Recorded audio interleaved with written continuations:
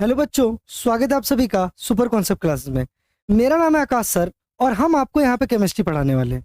अगर तुमको केमिस्ट्री में कुछ भी नहीं आता है, तुम यहाँ से 2-3 दिन मेरा क्लासेस कर लो।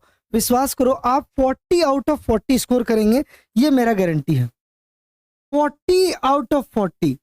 कुछ नहीं आता है, बस आराम से देखते चले जाओ। एक एक चीज बहुत डिटेल और कंसेप्ट के साथ हम बता देंगे तुमको, ठीक है। चलिए शुरू करते हैं। आज जो हम तुमको 40 क्वेश्चन कराने जा रहे हैं, इससे हूबहू मतलब सेम टू सेम क्वेश्चन तुम्हारे एग्जाम में 10 क्वेश्चन, 10 से ज्यादा 10 plus question same to same मिलने वाला है। अरे same to same 10 plus question तुमको मिलेगा, ठीक है। कोई डिजिट, कोई वैल्यू में कोई चेंज नहीं, ठीक है। तो ध्यान दीजिएगा। चलिए शुरू करते हैं हम पढ़ाना। यहाँ पे अगर हम बात करेंगे तो पहला क्वेश्चन देखो। पहला क्वेश्चन जो पूछा है, बोला how many significant figure are present in 1260। ठीक है सर, 1260 में कितना सिग्निफिकेंट फिगर है? तो ध्यान से मेरा बात सुनना, एक रूल याद रखना, ठीक है। सिग्निफिकेंट फिगर के लिए एक रूल याद रखना, क्या बोलेंगे हम लोग? From first non zero digit to last non zero digit. क्या काउंट करना है तुमको? अरे पहला नॉन जीरो डिजिट से लेके आखिरी नॉन जीरो डिजिट, ठीक है। सर नॉन जीरो डिजिट क्या होता है? अरे जीरो को छोड़ के बाकी दुनिया में जो भी डिजिट है वो क्या होगा? Non zero digit. क्लियर हुआ ये चीज? तो ध्यान से देखो, जैसे अगर तुमको ऐसा क्वेश्चन दे दिया एग्जाम में, 12500, ठीक है। हम क्या सिखाएं? पहला नॉन जीरो डिजिट से लेके जो लास्ट नॉन जीरो डिजिट है उसको गिन लो। एक दो तीन, तो बोलो इसका सिग्निफिकेंट फिगर कितना हो जाएगा? 3। आया बात समझ में? पहला नॉन जीरो डिजिट यानी 3 2 1 है, कहां तक लेके जाना है? लास्ट नॉन जीरो डिजिट तक। तो पहला है 3, लास्ट है 1, गिन लो। बोलो क्लियर हुआ ये चीज? यहाँ देखो 5 4 3 1, तो यहाँ 3 सिग्निफिकेंट फिगर। बहुत आसान है, कुछ भी इसमें कोई बहुत बड़ा बात नहीं है। पहला नॉन जीरो डिजिट से लेके आखिरी, ठीक है। यहाँ पे 4 सिग्निफिकेंट फिगर, पहला नॉन जीरो से आखिरी। तो देखो यहाँ पे 7 4 9 5, जीरो नहीं काउंट करना है। तो यहाँ पर भी कितना सिग्निफिकेंट फिगर हो गया? 4 हो गया। बोलो ये बात समझ में आया? कंसेप्ट क्लियर हुआ? पहला नॉन जीरो डिजिट से लेके जो आखिरी नॉन डिजिट जीरो होगा उसको काउंट कर लेना, वही तुम्हारा क्या हो जाएगा? सिग्निफिकेंट फिगर, ठीक है। तो इधर आ जाओ, क्या लिखा है यहाँ? सर यहाँ लिखा है 1260। पहला नॉन जीरो डिजिट क्या है? यहाँ 1 है और आखिरी क्या है? 6 है। तो बोलो यहाँ कितना सिग्निफिकेंट? सर यहाँ 3 सिग्निफिकेंट फिगर। तो बोलो इसका क्या आंसर हो जाएगा? 3। बोलो ये कंसेप्ट क्लियर हुआ? समझ में आया? ठीक है। पहला नॉन जीरो। अरे अच्छा, अगर तुमको हम ऐसा पूछे 1402, बोलो पहला नॉन जीरो से लेके आखिरी नॉन जीरो, यानी ये वाला से लेके यहां तक काउंट करेंगे। तो बोलो क्लियर हुआ? चीज कितना डिजिट हो गया? 1 2 3 4। तो सर कितना सिग्निफिकेंट फिगर? 4 significant figure. बोलो क्लियर हुआ ये चीज? समझ में आया? समझ में आ गया? वो बच्चा वाला चीज था। चलो इधर आ जाओ। आगे अगर हम बात करेंगे तो अगला क्वेश्चन जो है मेरा, बोल रहा है इंपेरिकल फॉर्मूला बताइए of A compound CH3COOH। Empirical formula बताइए CH3COOH। सर ये इंपेरिकल फॉर्मूला क्या होता है? सर हमको नहीं मालूम सर हमको इंपेरिकल फॉर्मूला ही नहीं मालूम। तो ध्यान से मेरा बात सुनो बाबू, बिल्कुल इधर ध्यान दो अच्छे से।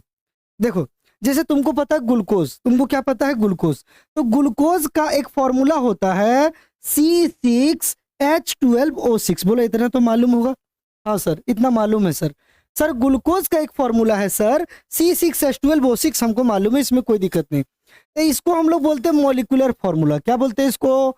Molecular formula. Sir molecular formula क्या होता है? It is the actual formula, जो सही में फॉर्मूला है किसी कंपाउंड का, उसको बोलते हैं मॉलिक्यूलर फॉर्मूला। क्या बोलते हैं उसको? Molecular formula. बोलो क्लियर हुआ ये चीज? समझ में आया मेरा बात? तो ग्लूकोज का क्या होता है बाबू? C6H12O6, यही होता है। ये एक्चुअल फॉर्मूला है और इसको बोलते हैं मॉलिक्यूलर फॉर्मूला। बोलो क्लियर हुआ ये चीज? सर आप इंपेरिकल बताने वाले थे सर। अरे बिल्कुल, देखो यहाँ इंपेरिकल हम लिख के लाए। बोलो इंपेरिकल फॉर्मूला क्या होता है? तो बोलेंगे it is the simplest formula of the compound. जो भी कंपाउंड का मॉलिक्यूलर फॉर्मूला, उसका जो सिंपलेस्ट फॉर्मूला होगा उसको हम लोग क्या बोलेंगे? Empirical formula. क्या बोलेंगे उसको? Empirical formula. तो देखो इधर क्या है? C6 H12O6। तो सिंपलेस्ट फॉर्मूला कैसे निकालेंगे? तो यहाँ जो सबसे छोटा नंबर होगा उससे ना तुम यहाँ पे डिवाइड कर देना, क्लियर वही चीज, या इसमें से कोई एक नंबर कॉमन ले लेना। तो बोलो यहाँ से क्या कॉमन लेंगे कि सब में हो जाएगा? 6 ले लें, तो 6 कॉमन ले लेंगे तो बोलो क्या हो जाएगा? CH2O, यही हो जाएगा। गुना करके देख लो, 6 1 जा 6, 6 दूना 12, और ये बोलो समझ में आया? एकदम इतना बेसिक से बता रहे हैं कि कोई बच्चा अगर कुछ भी नहीं पढ़ेगा तो उसको समझ में आएगा। या फिर जो सबसे छोटा नंबर है 6 है, उससे डिवाइड कर दो। बोलो इसका इंपेरिकल फॉर्मूला क्या हो जाएगा? CH2O। कोई दिक्कत इसमें? जैसे एग्जाम्पल लेके देखते हैं, एक एग्जाम्पल लेते हैं हम लोग बेंजीन। क्या लेते हैं हम लोग? बेंजीन, ठीक है। बेंजीन का फॉर्मूला होता है बाबू C6H6। बोलो क्लियर हुआ ये चीज? तो ये जो फॉर्मूला, ये कौन सा फॉर्मूला? Actual formula. और एक्चुअल फॉर्मूला को क्या बोलते हैं? Molecular formula. मेरा बात समझा? तो सर इसका इंपेरिकल फॉर्मूला क्या होगा सर? तो इसको तुम क्या करो, सिंपलेस्ट फॉर्मूला बनाने के लिए यहाँ नंबर क्या है? सबसे छोटा नंबर क्या है? 6। 6 से डिवाइड कर दो, कट जाएगा। तब बोलो इसका इंपेरिकल फॉर्मूला क्या हो जाएगा रे? CH हो जाएगा। बोलो समझ में आया? क्लियर हुआ ये चीज? तो कोई दिक्कत नहीं होना चाहिए। अब आ जाओ इस क्वेश्चन पे। देखो बोला empirical formula of A compound. हम 100% गारंटी ले रहे हैं आज की क्लास में कि इससे क्वेश्चन तेरा एग्जाम में रहेगा, ठीक है। तो देखो इधर इंपेरिकल फॉर्मूला पहले जोड़ लो, ठीक है। CH3COH, यही है ना? तो बोलो इसमें कार्बन के गो है, 2 गो, C2। बोलो क्लियर हुआ? एक ये और एक ये, ठीक है। हाइड्रोजन के गो गिनो, 3 1 4, H4, और ऑक्सीजन 2 गो। तो ये तो हो गया मेरा मॉलिक्यूलर फॉर्मूला। बोलो कौन सा फॉर्मूला? Molecular formula. बोलो क्लियर हुआ ये चीज? अब इसको सबसे छोटा नंबर से भागा दे दो। तो सर जो सबसे छोटा नंबर है ना सर यहाँ पे, वो 2 है। क्या है बाबू? 2 है। थोड़ा सा इसको नीचे कर देते हैं। बोलो इसमें वही 2 है ना? तो अगर 2 से कर देंगे तो बोलो ये 2 से 2 कट जाएगा, ये 2 दूना और ये कट जाएगा। बोलो इसका क्या हो जाएगा? CH2O। क्या इंपेरिकल फॉर्मूला हो जाएगा? CH2। सिंपलेस्ट फॉर्मूला क्या निकलेगा? CH2O। क्या ये बात समझ में आया? तो सर कौन सा ऑप्शन मेरा सही हो जाएगा? क्या ये होगा क्या? अरे नहीं, ये तो मॉलिक्यूलर फॉर्मूला है। क्या ये बात समझ में आया? क्या ये होगा सर? ये तो होगा ही नहीं। क्या ये होगा सर? ये तो होगा ही नहीं। तो मेरा D सही हो जाएगा। अरे समझ में आया? क्लियर हुआ है चीज? एक एक चीज कंसेप्ट के साथ चलना है, कुछ भी उड़ा के नहीं ले जाएंगे, एक एक चीज कंसेप्ट के साथ। हाँ बहुत बच्चा है कि सर आप काला चश्मा लगा के पढ़ा रहे हैं। दोस्त एक्चुअली में क्या हुआ कि ई बोर्ड में पढ़ा के मेरा आंख पूरा लाल हो गया, पूरा मतलब ऐसा हो गया कि हम बोर्ड अगर देख ले थोड़ा देर, आंख से मेरा पानी आ जाएगा। तुम देख सकते हैं मेरा क्या हालत हो गया है। और इतना मेहनत करके पढ़ा रहे 12 वाला को, एक बार जाके मेरा कमेंट सेक्शन पढ़ लेना। 12th को पढ़ा है ना, एक बार कमेंट सेक्शन पढ़ लेना, और हूबहू क्वेश्चन जिस तरह से भिड़ा है एक बार चेक कर लेना, ठीक है। और आप लोग के लिए भी ऐसे ही मेहनत करेंगे, बस आपका एनर्जी अगर सही रहा तब। अगर तेरा एनर्जी सही रहा, तेरा 40 का चैलेंज का गारंटी आकाश सर लेगा। 40 का गारंटी हम लेंगे बाबू। और कोई भी ऐसा चीज नहीं होगा जो तुमको पढ़ाए वो समझ में नहीं आएगा। कसम से बता रहे, कसम से, सच बता रहे, यहाँ विद्या कसम, ठीक है। एक एक कंसेप्ट समझा समझा पढ़ाएंगे, लेकिन हाँ आपका एनर्जी सही होना चाहिए, ठीक है, तब हमको भी मजा लगेगा। चलो इधर आ जाओ, इधर आ जाओ, ठीक है, इधर आ जाओ। अगला क्वेश्चन पे चलते हैं। सर अगला क्वेश्चन क्या है? अगला क्वेश्चन क्या है? इफ वी हैव, ध्यान से सुनो, if we have 300 millilitre of 1.5 m NaCl, ठीक है, कोई बात नहीं, 300 मिलीलीटर दिया हुआ 1.5 मोलरिटी NaCl का। बोलता है how many millilitre of 4.5 m NaCl can you make, यही पूछा है। कोई दिक्कत नहीं, आराम से समझो। देखो सबसे पहले यहाँ पे एक चीज हम लोग सीखेंगे, ये किससे पूछा गया क्वेश्चन है? तो ये क्वेश्चन पूछा गया है मोलरिटी ऑफ डाइल्यूशन से। अगर तुम डिटेल में जब अपना ट्यूशन या क्लासेस किसी में भी पढ़ा होगा तो तुमको एक टीचर पढ़ाया होगा molarity of dilution. Molarity of dilution sir हम ना सर नहीं पढ़े हैं सर। कोई बात नहीं, कोई बात नहीं, अभी पढ़ लो। जब भी इस तरह का क्वेश्चन आएगा, ठीक है, जहां पे तुमको देखो 2 मोलरिटी दिया रहेगा, एक वॉल्यूम दिया रहेगा और दूसरा वॉल्यूम निकालने के लिए बोलेगा। तो सुनो बाबू, हम जो बता रहे नहीं पढ़ा, कोई बात नहीं, अभी बता रहे। देखो ये क्वेश्चन जो है ना, ये है मोलरिटी ऑफ डाइल्यूशन से। मोलरिटी ऑफ डाइल्यूशन से देखो, तुम इस वीडियो को ना 1.5x में देखना, तेरा जल्दी हो जाएगा, ठीक है, समय बचेगा। तेरा समय बहुत कीमती है क्योंकि समय बहुत कम है, हम तो आराम से समझाएंगे। देखो इसका फॉर्मूला होता है m1v1 is equal to m2v2। बोलो क्लियर हुआ है चीज? यही फॉर्मूला होता है, ठीक है। v1 मतलब वॉल्यूम, m मतलब मोलरिटी, v1 वॉल्यूम, ठीक है, ये चीज। अब देखो यहाँ पे, ये जब क्वेश्चन को तुम देखेगा तो इसमें तेरा गिवन क्या है, कोई भी क्वेश्चन में गिवन क्या है। तो सर यहाँ पे जब गिवन देख रहे हैं ना सर, तो देखिए यहाँ V1 जो है वो हमको दिया है 300 मिलीलीटर, क्या दिया है 300 मिलीलीटर। बोलो क्लियर हुआ ये चीज। और सर ये जो दिया हुआ है मेरा, ये दिया है M1 सर, M1 कितना दिया है सर 1.5। कोई दिक्कत इसमें सर, कोई दिक्कत नहीं है। बोलो क्लियर हुआ ये चीज। सर इधर हाउ मैनी मिलीलीटर, यानी सर V2 पूछ रहा है, V2 सर हमको पूछ रहा है, और हमको M2 दिया हुआ है सर, कितना दिया हुआ है 4.5, यही दिया हुआ है बाबू, यही दिया। आराम से देखो, आराम से देखो, देखो इधर M1 V1 is equal to M2 V2। अरे M1 V1 is equal to M2 V2। देखो M1 कितना है, बोलो M1 कितना है 1.5। अच्छे से देखो इसको, तो सर यहाँ 1.5 लिखेंगे, ठीक है। सर V1 कितना था सर 300 था। बोलो क्लियर हुआ ये चीज। सर M2 कितना था सर 4.5। अब V2 सर हमको नहीं मालूम, तो यही निकालने के लिए बोला है। तो देखो इसको करेंगे कैसे, V2 को उधर ही रहने दो और ये वाला नीचे आएगा। तब बोलो ये वाला फॉर्मूला क्या हो जाएगा, V2 इज इक्वल टू, समझो ये नीचे आएगा तो क्या हो जाएगा 1.5 इंटू 300, और भागा में क्या हो जाएगा बाबू 4.5। समझा मेरा बात को। अब देखो यहाँ से भी पॉइंट हटेगा तो नीचे कितना आएगा 10, और यहाँ से भी पॉइंट हटेगा तो ऊपर कितना जाएगा 10। 10 में से 10 कट जाएगा। अब बोलो ये वाला कैसे कटेगा, 15 तिया 45 कट गया ये। समझा मेरा बात को। और 3 का पहाड़ा में 300, 100 बार में, यानी बोलो बाबू V2 कितना निकल के आ गया, V2 आ गया 100। V2 कितना आ गया 100 मिलीलीटर, ठीक है। V2 कितना आ गया 100 मिलीलीटर। तो देखो 100 मिलीलीटर कहाँ ऑप्शन में, पहला वाला ही है 100 मिलीलीटर। समझा मेरा बात को। इस तरह का क्वेश्चन आएगा ना, तुम एक फॉर्मूला याद रखना, क्या याद रखना सर, ये वाला M1 V1 is equal to M2 V2। बोलो ये याद रहेगा, ये याद रहेगा, आराम से इसको याद रखना, ठीक है, कोई दिक्कत नहीं। चलो इधर आ जाओ, अगला क्वेश्चन पे आते हैं। अगला क्वेश्चन जो पूछा है यहाँ पे, अगला क्वेश्चन जो पूछा है, बोलो विच of the following has largest number of atom. बोला कि बताइए इनमें से सबसे ज्यादा नंबर ऑफ एटम किसमें है। क्लियर हुआ ये चीज। अगर इसमें देखने जाएगा हिंदी में, निम्नलिखित में से किसमें परमाणुओं की संख्या सबसे अधिक होगी, ठीक है, कोई बात नहीं, आराम से ये क्वेश्चन दिया है। तो देखो यहाँ क्या क्या दिया है, पढ़ लो पहले। 1 ग्राम AU, 1 ग्राम Na, 1 ग्राम लिथियम और 1 ग्राम Cl2, यही दिया है। पहला काम तुमको जो करना होगा, सबको मोलर मास, सबका मोलर मास तुमको आना चाहिए, ठीक है। AU का मोलर मास, AU मतलब गोल्ड होता है, इसका होता है 197 ग्राम। कितना होता है बाबू 197 ग्राम, ठीक है। सोडियम का मालूम है कितना होता है 23 ग्राम, ठीक है, एकदम बेसिक से। लिथियम का कितना होता है 7 ग्राम, ठीक है, पता है ना लिथियम का। और क्लोरीन का होता है 35.5। लेकिन यहाँ कितना क्लोरीन है 2 है ना, तो 2 से मल्टीप्लाई कर देंगे, तो 35.5 को अगर तुम 2 से मल्टीप्लाई कर देगा, अरे बाबू तो क्या ये 71 ग्राम नहीं हो जाएगा क्या। अरे बोलो क्लियर हुआ ये चीज। हाँ सर, कोई दिक्कत। यहाँ पहला काम तुम यही करेगा, ठीक है, पहला काम यही करना है तुमको, सबका मोलर मास लिख देना। सर आगे क्या करेंगे, तो आगे तुम नंबर ऑफ मोल्स निकालेगा। क्या निकालेगा, number of moles. Sir number of moles का फॉर्मूला हमको नहीं पता, इसका फॉर्मूला होता है मास बाई मोलर मास। बाबू सच सच बोल रहे हैं आप, कॉपी निकाल के सामने बैठ जाइए और ये सारा चीज को नोट कर लीजिए। अगर आपको 40 आउट ऑफ 40 स्कोर करना है 3 दिन बाद, ठीक है। तो देखो अगर यहाँ पे हम समझेंगे तो बोलो इधर पहला नंबर ऑफ मोल्स निकालते AU का, ठीक है, AU का। तो लिखते हैं यहाँ पे नंबर ऑफ मोल्स, वो हम लोग ना छोटा n से भी दिखाते, ठीक है। तो नंबर ऑफ मोल्स किसका निकाल रहे हैं AU का।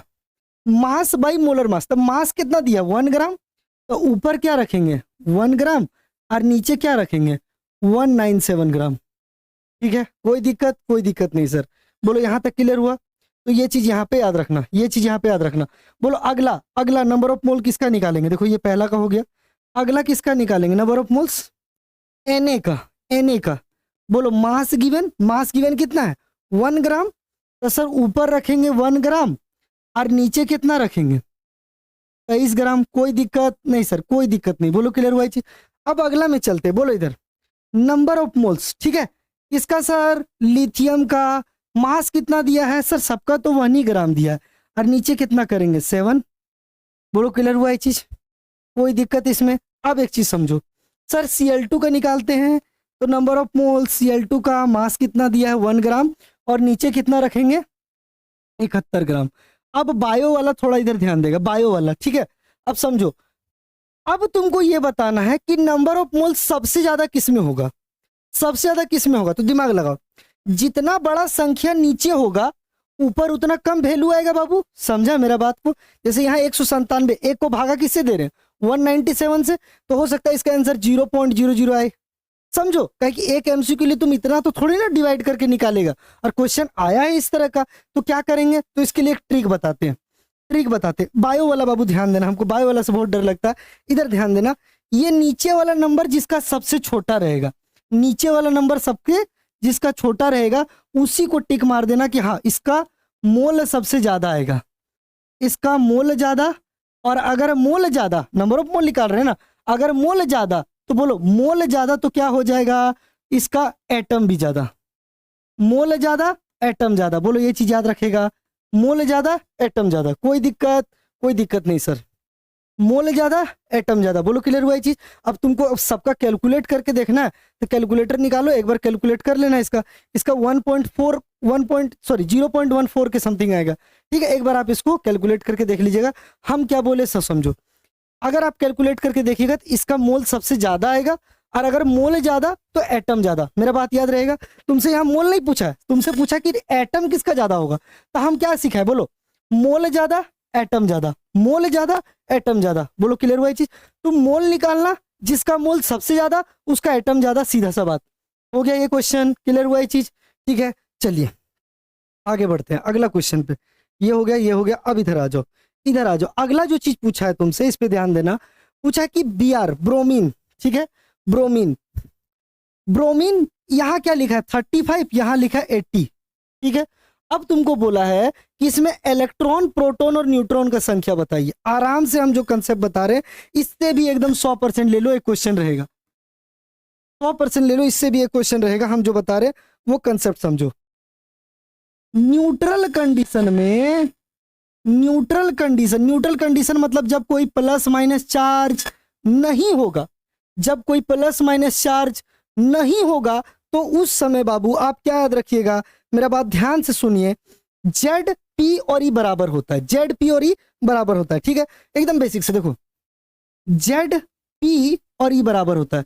सर पता है हमको जेड क्या होता है नहीं मालूम सर, सर हमको पी क्या होता है नहीं मालूम, हमको ई क्या होता है नहीं मालूम। कोई बात नहीं, हम क्या बोले, अगर तुम कुछ भी केमिस्ट्री नहीं पढ़ा है फिर भी एक एक चीज समझ में आएगा। इधर ध्यान दो, किसी भी एलिमेंट को किससे डिनोट करते हैं? एक्स से, याद रहेगा ये चीज। और नीचे लिखते हैं जेड और ऊपर लिखते हैं ए, याद रहेगा? अच्छा सर जेड का मतलब क्या होता है? तो जेड का मतलब होता है बाबू एटॉमिक नंबर। क्या होता है इसका मतलब? एटॉमिक नंबर, बोलो क्लियर हुआ ये चीज? अच्छा ए का मतलब क्या होता है सर? ए का मतलब होता है मास नंबर। ए का मतलब क्या होता है? Mass number. कोई दिक्कत? अच्छा एक एग्जांपल से बताइए, ले लेते एग्जांपल। जैसे Na, Na मेरा एक एलिमेंट है, इसका नाम है सोडियम। क्या नाम है बाबू? सोडियम नाम है, ठीक है? अब Na का एटॉमिक नंबर होता है 11, मतलब पीरियोडिक टेबल में कितना नंबर पे आता है? 11 नंबर पे, तो वही उसका एटॉमिक नंबर हो गया। और इसका मास नंबर होता है 23। कोई दिक्कत? कोई दिक्कत नहीं सर, बोलो क्लियर हुआ ये चीज? अब सुनो इधर, यानी इसका जेड क्या हो गया सर? जेड क्या हो गया? 11। और हम तुमको क्या बोले?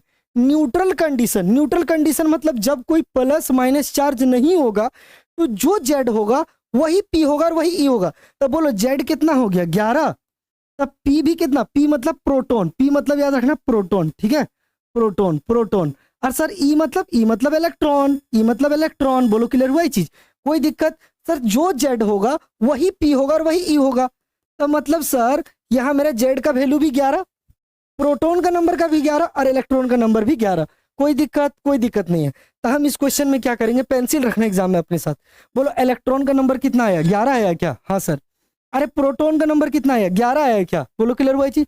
अच्छा लेकिन सर न्यूट्रॉन कैसे निकालते हैं सर? न्यूट्रॉन के लिए एक फॉर्मूला होता है, पहले इतना कंसेप्ट क्लियर हुआ? न्यूट्रॉन के लिए एक फॉर्मूला होता है, याद रखना, A minus Z. A minus Z. कभी भी एग्जाम में न्यूट्रॉन निकालना होगा, मेरे साथ दिमाग में डालो, बोलो न्यूट्रॉन निकालना होगा A माइनस जेड, मतलब जो मास नंबर होगा और जो एटॉमिक नंबर होगा उसको घटा देना, उसको घटा देना। सर इस क्वेश्चन को कैसे बनाएंगे? तो देखो न्यूट्रॉन बहुत आसान है, न्यूट्रॉन निकालना है ना। बोलो हम क्या बोले? A minus Z. तो इसका मास नंबर कितना दिया बाबू? 80। अब बोलो जेड कितना है? 35। तो सर इसको घटाएंगे तो 45 आ जाएगा क्या? तो बताइए यहाँ पे क्या हो जाएगा? 45। अच्छा सॉरी, यहाँ पे थोड़ा सा हम सोडियम के हिसाब से चलेंगे ना, इसके हिसाब से बोलो क्या हो जाएगा? इसके हिसाब से बोलो यहाँ पे क्या हो जाएगा, यहाँ पे 35, यहाँ पे 35 और 45। बोलो क्लियर हुआ ये चीज। अगर इसके हिसाब से चलेंगे तो इसका जेड कितना है, इसका जेड कितना है, इसका जेड 35 है ना, और जो जेड होगा वही पी होगा, वही प्रोटॉन का नंबर होगा और वही इलेक्ट्रॉन का नंबर होगा। मेरा बात समझा, क्लियर हुआ ये चीज, ठीक है।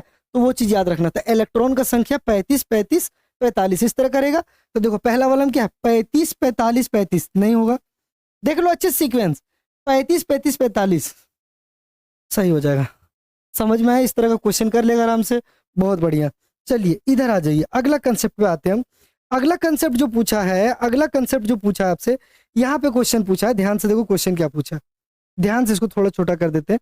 क्वेश्चन पूछा है what will be the wavelength of a ball, what will be the wavelength of a ball 0.1 kg moving with velocity 10 metre per second. यही क्वेश्चन है, ठीक है सर, यही क्वेश्चन है। पता है जब भी अगर तुमको वेवलेंथ निकालने बोलेगा ना बाबू, यानी आपको ना लैम्डा निकालने बोल रहा है, अरे क्या निकालने बोल रहा है, लैम्डा, क्या निकालने बोल रहा है, लैम्डा, ठीक है। और इसके लिए तुमको डी ब्रोगली वेवलेंथ लगाना पड़ेगा।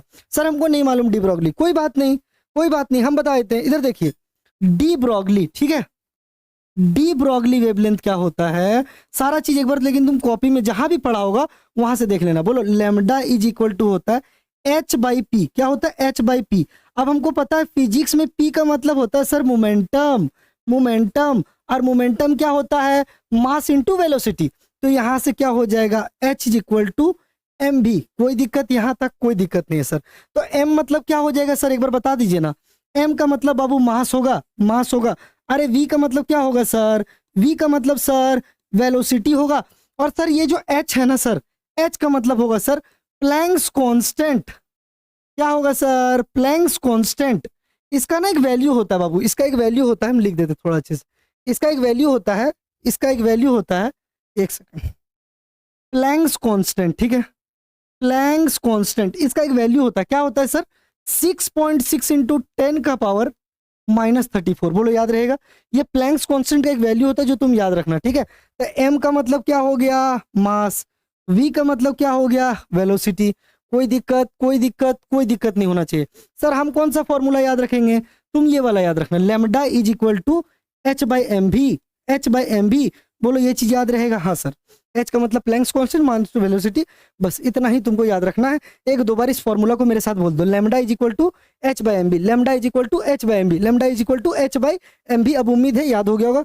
इधर आ जाओ बाबू, इधर आ जाओ, देखो इधर क्वेश्चन पूछा है lambda, sir lambda, lambda, lambda is equal to h by m v, h by m v. H का वैल्यू बताए थे 6.6 इंटू 10 का पावर -34। एम मास, मास कितना दिया है, अरे सर 0.1 kg, ठीक है, कोई दिक्कत, कोई दिक्कत नहीं sir. Velocity sir 10 metre per second दिया है क्या, अरे सर ये अगर मल्टीप्लाई होगा तो ये तो कट जाएगा, नीचे वाला तो कट ही जाएगा ना, 0.1 को 10 से गुना करेगा, कहानी खत्म। यानी लैम्डा का वैल्यू क्या होगा, लैम्डा का वैल्यू क्या होगा, 6.6 इंटू 10 का पावर -34। देखो यहाँ देखो, इसको पकड़ो, 33 नहीं होगा, 33 नहीं होगा, 30 नहीं होगा, 34 होगा। कंसेप्ट समझा मेरा बात को।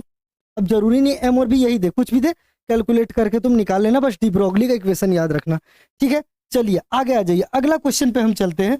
हमारा अगला क्वेश्चन जो है वो देखो यहाँ पे क्या बोल रहा है, देखो अगला क्वेश्चन बोल रहा है the series of line of hydrogen spectrum which appear in visible region, visible region of electromagnetic spectrum.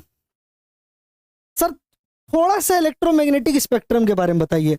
Lyman, पीफेंड, देखो ये विजिबल भी पूछ दिया, या ऑर्बिट से भी क्वेश्चन पूछता है बहुत बार, कि इसी में क्वेश्चन क्या पूछता है कि अगर n is equal to second orbit से n इज इक्वल टू 1 पे आ रहा है तब बताइए कौन सा सीरीज। ऐसा भी क्वेश्चन बनता है इस पे, कैसा भी क्वेश्चन बनेगा तुम बना लेगा। देखो इधर अगर तुमसे पूछ रहा है, देखो इधर पहला क्या पूछ रहा है, विजिबल रीजन कौन सा है, तो इधर देखो कौन है विजिबल, बाल्मर वाला विजिबल है, बाल्मर वाला विजिबल है। लेकिन सर अगर हमसे विजिबल नहीं पूछा तब सर, सर इस बार हमसे विजिबल नहीं पूछा तब सर, तो तुम सब याद कर लो ना। देखो इधर अगर बाल्मर होगा तो विजिबल, बोलो बाल्मर होगा तो विजिबल, बोलो अब याद रहेगा। लाइमन होगा तो यूवी अल्ट्रा वायलेट, लाइमन होगा तो यूवी, बोलो ये चीज याद रहेगा? हाँ सर याद रहेगा। अरे पाश्चन होगा तो इंफ्रारेड, IR रखना, इसके बाद जो भी याद रखना सब इंफ्रारेड, IR, और दिमाग लगाने की जरूरत ही नहीं है। पीफेंड होगा IR, इंफ्रारेड, इंफ्रारेड IR मतलब इंफ्रारेड, बोलो क्लियर हुआ ये चीज? मतलब इसके बाद कहीं भी चले जाओ इंफ्रारेड होगा, कोई दिमाग लगाने का जरूरत नहीं है, बस यही चीज तुमको यहाँ पे समझना है मेरा बात।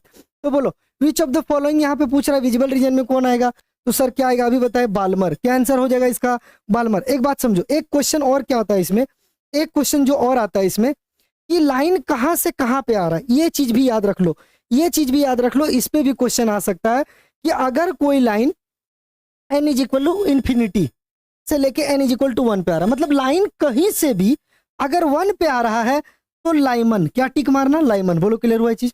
ठीक है, n1 से 2 से 6 7 7 से कहीं भी लास्ट कहां आ रहा है, अगर n1 पे आ रहा है तो लाइमन। बोलो क्लियर हुआ ये चीज? अगर ये लाइन कहीं से भी आके रुक रहा है n इज इक्वल टू 2 पे, 2 पे, बोलो क्लियर हुआ ये चीज? तो इसको हम लोग क्या बोलेंगे? बाल्मर। क्या बोलेंगे इसको? बाल्मर। अगर लाइन कहीं से भी आके रुक रहा है 3 पे तो इसको बोलेंगे पाश्चन, कहीं से भी आके रुक रहा है 4 पे इसको बोलेंगे ब्रैकेट, और इसको बोलेंगे पीफेंड। ये नोट्स तुमको मिल जाएगा, टेंशन मत लो तुम, लेकिन इसको याद कर लेना। हम रिक्वेस्ट कर रहे हैं आपसे, हम रिक्वेस्ट कर रहे हैं आपसे कि इसको याद कर लीजिएगा, इसको याद कर लीजिएगा, इससे क्वेश्चन मिलेगा, मतलब मिलेगा। चलो इधर आ जाओ, इधर आ जाओ आगे, एक सेकंड। आगे जो हम देखेंगे, हमारा जो अगला क्वेश्चन है, अगला क्वेश्चन है, बोल रहा है विच ऑफ द फॉलोइंग, ध्यान से सुनो, विच of the following quantum number defined 3 dimensional shape of orbital. ठीक है, बोल रहा है which of the following quantum number define 3 dimensional shape. 3D shape कौन बताता है? 3D शेप कौन बताता है? एक सेकंड, एक सेकंड,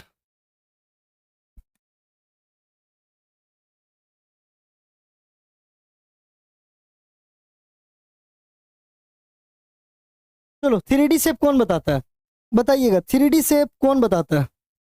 3D शेप कौन बताता है? तो सर यहाँ पे हम क्या बोलेंगे, यहाँ ध्यान दो, यहाँ ध्यान दो, जो चीज बता रहे देखो, प्रिंसिपल क्वांटम नंबर अगर पूछा एग्जाम में, प्रिंसिपल क्वांटम नंबर, तो देखो सारा बता दे रहे हैं।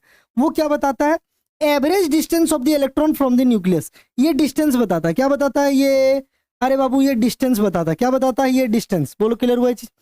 एजीमुथल क्वांटम नंबर शेप बताता है ऑर्बिटल का। तुम्हारा सवाल का जवाब मिल गया तुमको, लेकिन बाकी सब भी याद रखो। मैग्नेटिक क्या बताता है? Orientation of the orbital, orbital का ओरिएंटेशन बताता है। और स्पिन क्वांटम नंबर बताता है spin off the electron, spin off the electron. तुम पढ़ा होगा 4 तरह का क्वांटम नंबर होता है, principal quantum number, azimuthal quantum number, magnetic quantum number और स्पिन क्वांटम नंबर। बोलो ये चीज याद रहेगा? ठीक है, तुमसे क्वेश्चन क्या पूछा है? तुमसे क्वेश्चन पूछा है कि शेप को कौन बताता है।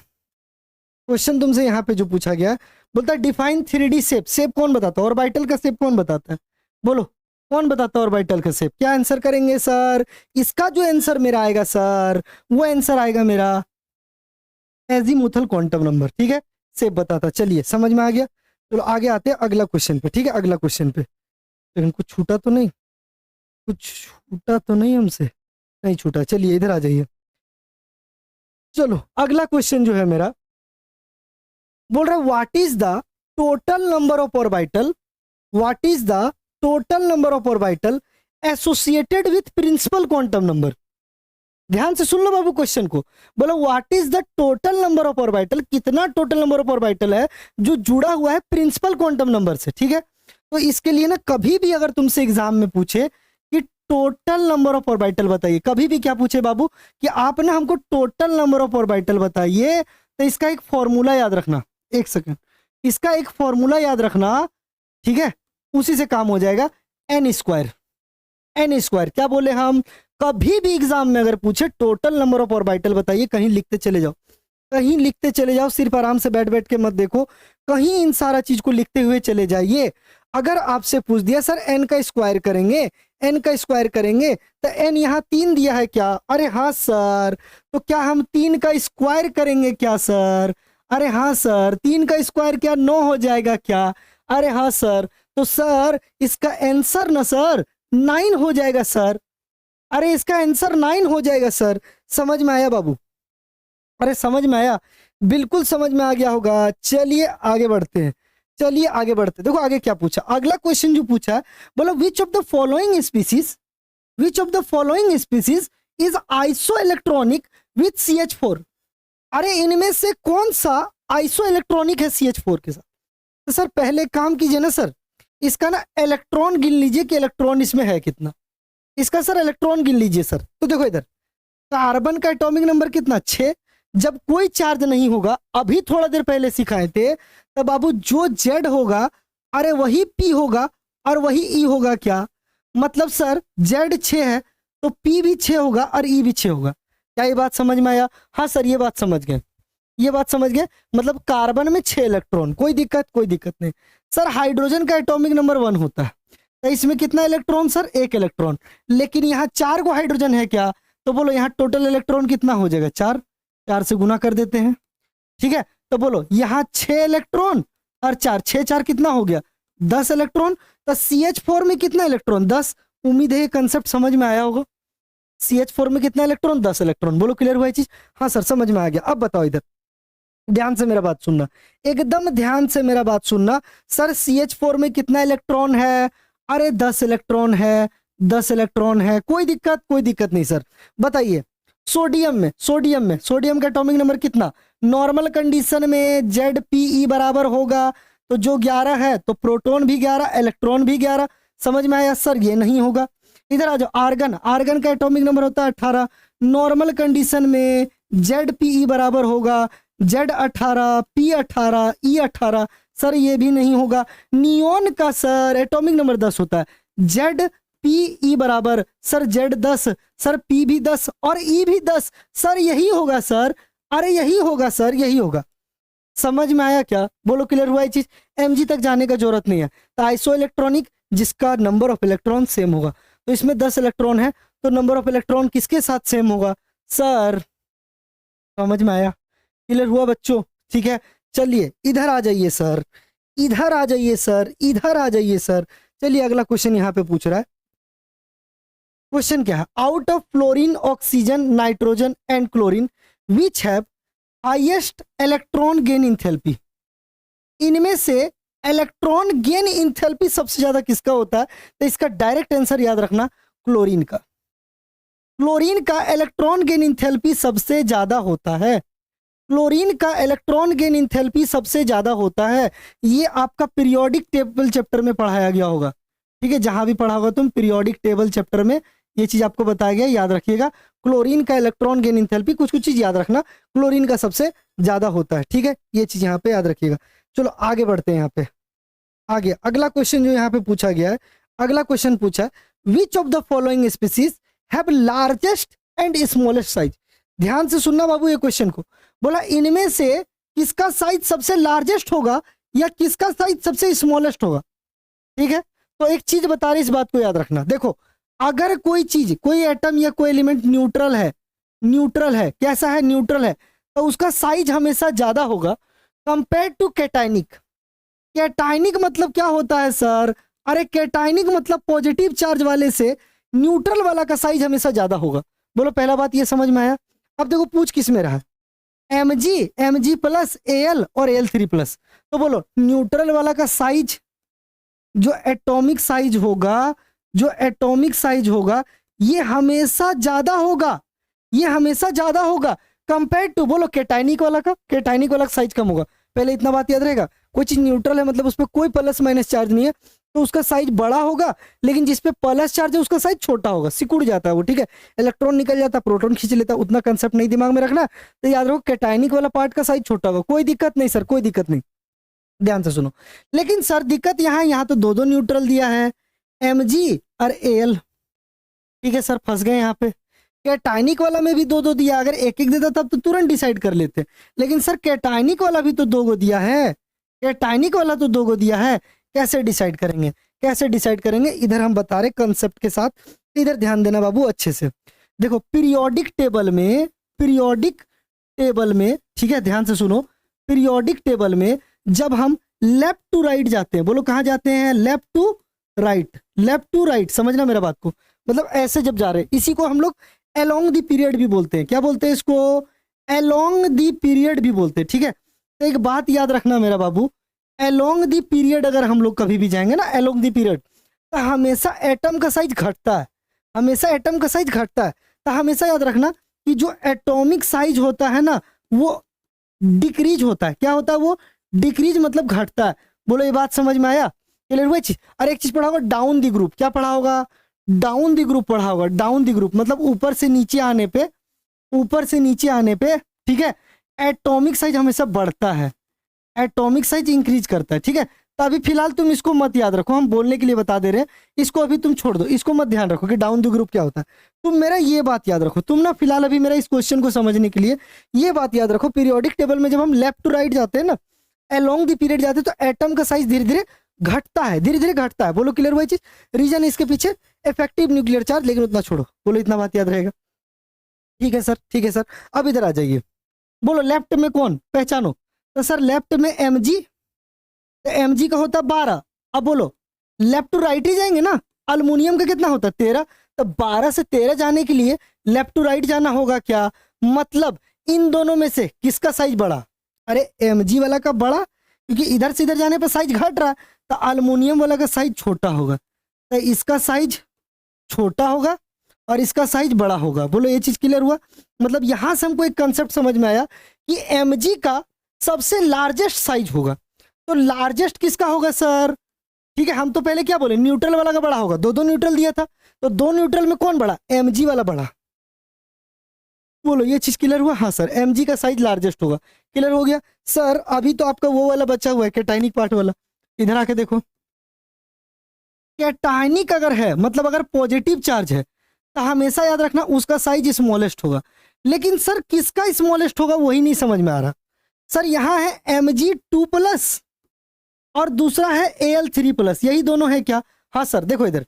अब बोलो Mg का एटॉमिक नंबर होता है 12 और इसका होता है 13। ठीक है, तो यहाँ देखो, यहाँ लिखेंगे 12, 2 प्लस है तो इसमें 2 घटा देंगे इलेक्ट्रॉन निकालने के लिए, तो 12 में से 2 घटाएंगे तो कितना इलेक्ट्रॉन होगा?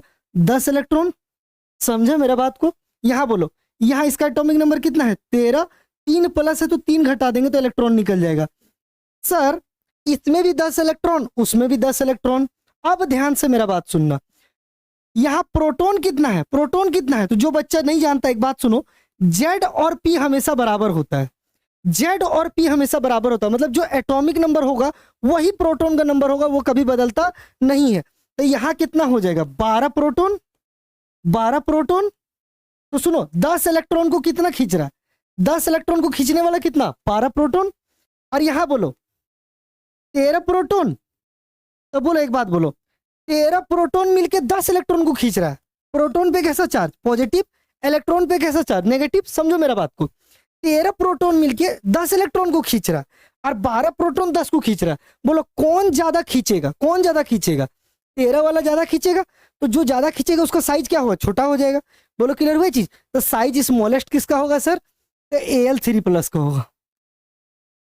बोलो क्लियर हुआ ये चीज? समझ में आया? और अगर ट्रिक से याद रखना है तो अगर कैटाइनिक साइज बड़ा, अगर इलेक्ट्रॉन सेम है और जिसमें कैटाइनिक का साइज बड़ा होगा वही वाला छोटा हो जाएगा। सीधा सा बात याद रखना, ये क्वेश्चन अच्छे से तुम समझ गया होगा। अगर पढ़ा है तब तो बहुत बढ़िया बात है, तब तो तुरंत इस चीज को कैच करा होगा। नहीं भी पढ़ा है ना बाबू तब भी तुमको ये चीज समझ में आ रहा होगा। चलिए इधर आ जाइए, अगला क्वेश्चन जो आपसे पूछा गया है, अगला question, the general outer electronic configuration D block element का। बोल रहा है डी ब्लॉक एलिमेंट का कॉन्फ़िगरेशन क्या होगा? देखो सबका दे दिया है यहाँ पे, देखो इधर अगर ऐसा लिखा होगा N-1 F1 से लेके 14 D0 से लेके 1, ये F ब्लॉक का है। किसका है ये? F ब्लॉक का। ठीक है, याद रखना इसको, ये है F ब्लॉक का। क्लियर हुआ चीज? NS1 से 2 ये है S ब्लॉक का। किसका है ये? S ब्लॉक का। ठीक है, ये चीज याद रखना। इधर आ जाओ, N-1 D1 से लेके 10, D1 से लेके 10, NS12 ये किसका है? ये याद रखना, ये है D ब्लॉक का। किसका है ये? D ब्लॉक का। ठीक है, ये याद रखना। तो यही ऑप्शन सही हो जाएगा, लेकिन याद रखना जरूरी थोड़ी नहीं कि तुमको डी ही ब्लॉक पूछे, तुमको कुछ भी पूछ सकता है। सर पी ब्लॉक का क्या होगा? पी ब्लॉक का याद रखना NH2 NP1 से लेके 6, ये याद रखना पड़ेगा, ये याद रखना पड़ेगा। जो याद रखना पड़ेगा सो याद रखना पड़ेगा, हम पहले बता दे रहे हैं। तो ये है पी ब्लॉक का, कहीं कॉपी में लिख लो, कहीं कॉपी में लिख लो किस तरह का क्वेश्चन आएगा, हम कैसे आंसर करेंगे।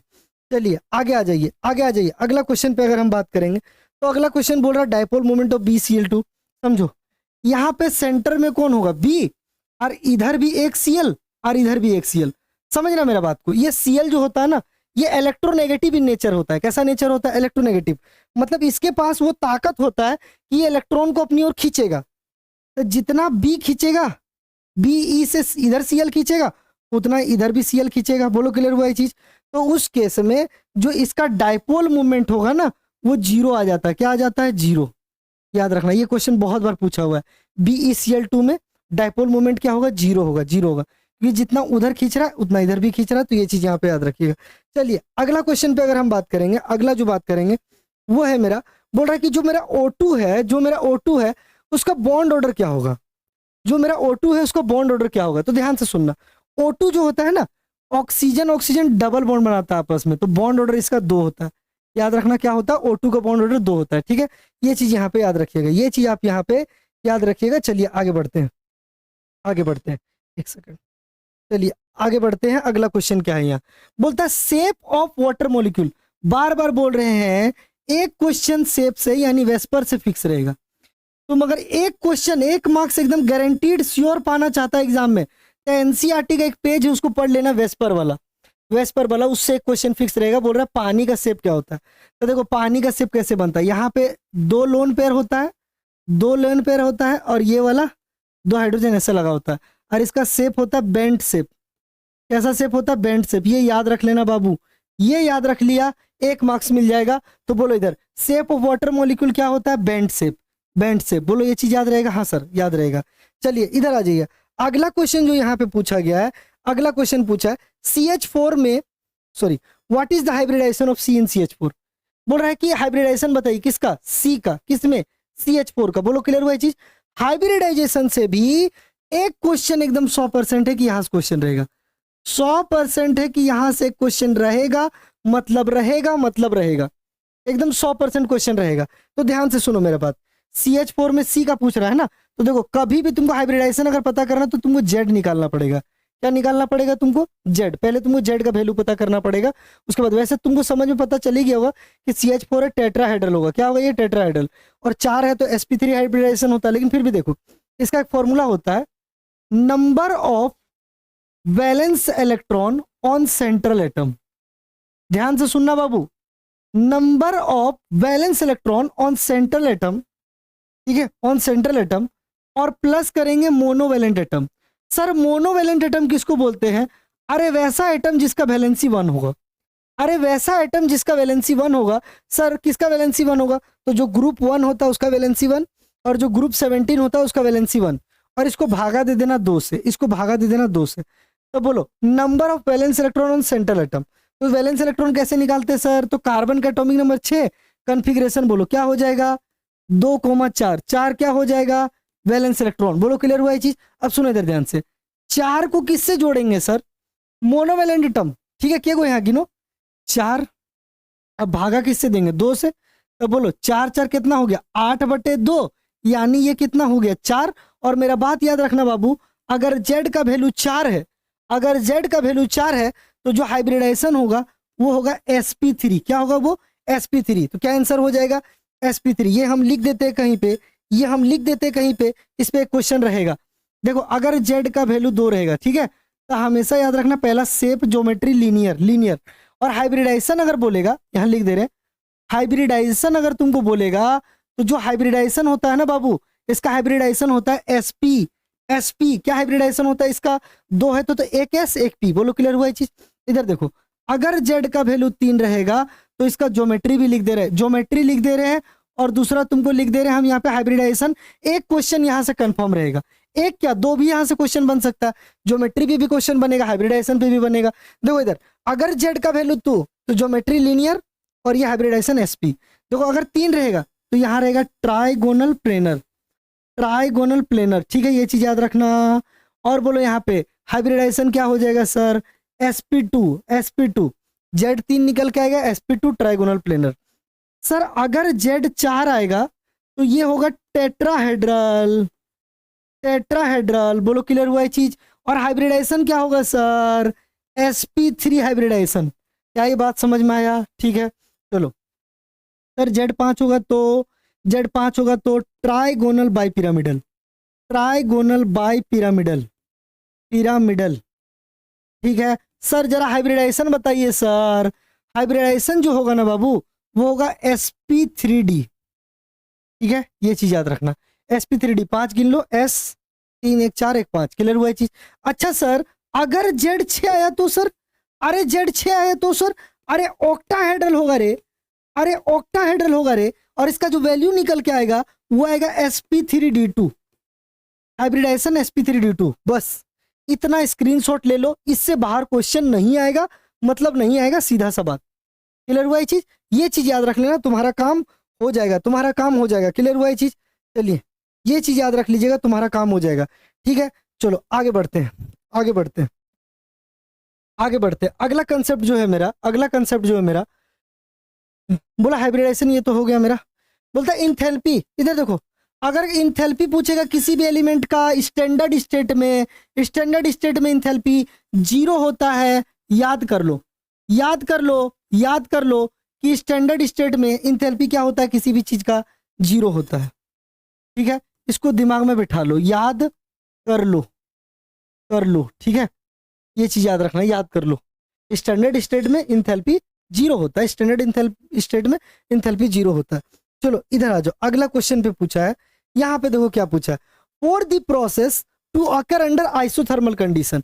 अगर कोई चीज आइसोथर्मल कंडीशन पे हो रहा है, करेक्ट कंडीशन क्या होगा, इधर देखो, इधर देखो, ये चीज याद रखना। आइसो, आइसो का मतलब होता है सेम, सेम। थर्मल का मतलब याद रखना टेम्परेचर। हम बता दे रहे बाबू, इससे क्वेश्चन रहेगा सेम टेम्परेचर, सेम टेम्परेचर। बोलो क्लियर हुआ ये चीज। अरे अगर टेम्परेचर सेम है तो उसमें कोई चेंज नहीं आएगा, यानी जो मेरा डेल्टा टी होगा, डेल्टा टी माने जो चेंज इन टेम्परेचर होगा वो 0 होगा, उसमें कोई चेंज नहीं आएगा। तो याद रखना, अगर कभी भी जिंदगी में आइसोथर्मल पूछ दे तो याद रखना delta T is equal to 0, delta T is equal to 0। ठीक है, तो सर क्या टिक मारेंगे, delta T is equal to 0। ठीक है, इसमें जितना कंडीशन है वो सारा बता देंगे हम, तुम बस मेरा क्लासेस जो आने वाला है उसको ज्वाइन कर लेना।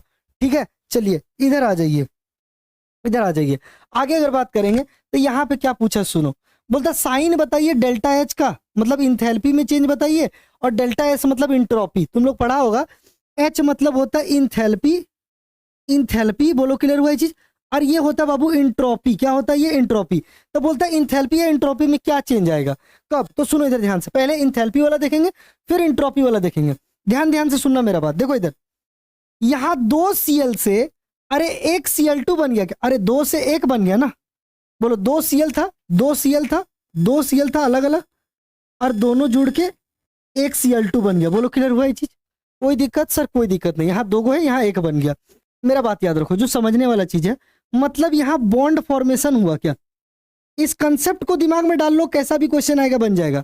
सर बॉन्ड फॉर्मेशन हुआ, थर्मोडायनेमिक्स से ये क्वेश्चन है। बॉन्ड अगर फॉर्मेशन हुआ मतलब सर क्या यहाँ से एनर्जी रिलीज होगा क्या, अरे हाँ सर एनर्जी रिलीज होगा। बोलो क्लियर हुआ ये चीज। और अगर एनर्जी रिलीज हुआ, कौन सा कंडीशन, कौन सा कंडीशन, एक्सोथर्मिक, एक्सोथर्मिक, और एक्सोथर्मिक में, एक्सोथर्मिक में अरे डेल्टा एच का वैल्यू नेगेटिव होता है, याद रखना बाबू, डेल्टा एच का वैल्यू नेगेटिव होता है, मतलब यहाँ डेल्टा एच का साइन क्या हो जाएगा, अरे सर नेगेटिव हो जाएगा, सर नेगेटिव हो जाएगा।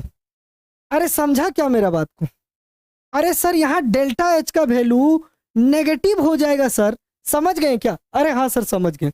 सर डेल्टा एस क्या होगा सर, सर डेल्टा एस क्या होगा, इंट्रोपी, इंट्रोपी, इंट्रोपी का मतलब हम लोग पढ़े डिसऑर्डरनेस। ठीक है, अगर कोई चीज ऑर्डर से डिसऑर्डर हो रहा है, ठीक है, मतलब ऑर्डर है, अच्छा है, कोई बच्चा एकदम शांत है, अब पता चला उसका क्या मूड खराब हुआ, एकदम हुआ अल्लाह करने चालू कर दिया, क्लियर हुआ ये चीज, तो वो डिसऑर्डर हो गया, मतलब उसका इंट्रोपी बढ़ गया। तो सुनो इधर ध्यान से, ये वाला पहले दिमाग में गया, bond formation, energy release, exothermic, delta H negative, याद रहेगा मेरे पास 2 था ये, कोई दिक्कत, कोई दिक्कत नहीं। ठीक है सर समझ गए, ये बात समझ गए सर। अब मेरा बात ध्यान से सुनो, सर डेल्टा एस क्या होगा, डेल्टा एस क्या होगा, तो पहले एक चीज लिखते हैं, अगर इंट्रोपी, अगर इंट्रोपी इंक्रीज हो रहा है, बढ़ रहा है, बोलो क्लियर हुआ ये चीज, यानी क्या हो रहा है, बोलो इंट्रोपी धीरे धीरे बढ़ रहा है, ठीक है, और एक होता है इंट्रोपी डिक्रीज हो रहा है। तो अगर इंट्रोपी इंक्रीज हो रहा है तो डेल्टा एस जो होगा, ठीक है, बढ़ने पे ये पॉजिटिव होगा, क्लियर हुआ ये चीज, ये याद रखना। लेकिन अगर इंट्रोपी यानी डिस्टरबेंस वो घट रहा है, डिक्रीज हो रहा है, तो डेल्टा एस नेगेटिव होगा। डेल्टा एस क्या होगा? नेगेटिव होगा। समझो, पहले ये क्या गो था? 2 गो, अब ये कितना हो गया? 1 गो। मतलब एक बात बताओ, 2 से 1 हो गया तो पहले ज्यादा था अब कम हो गया, पहले डिसऑर्डर था अब ऑर्डर हो गया, मतलब इसका इंट्रोपी घट गया क्या? अरे इंट्रोपी घट गया तो डेल्टा एस का वैल्यू क्या हो जाएगा? नेगेटिव हो जाएगा। आया बात समझ में? हाँ सर, समझ गए सर। चलिए इधर आ जाइए, देखो यहाँ पे तो कौन सा ऑप्शन सही हो जाएगा? बोलो, पॉजिटिव नेगेटिव, नेगेटिव नेगेटिव, क्या आंसर होगा इसका? नेगेटिव नेगेटिव, बी वाला ऑप्शन सही हो जाएगा। ठीक है, नेगेटिव नेगेटिव, ये चीज यहाँ पे याद रखना। चलिए चलिए अगला क्वेश्चन पे चलते हैं, आगे हम अगला कॉन्सेप्ट पे चलते हैं। बोलता था criteria for spontaneity of A reaction at constant temperature and pressure.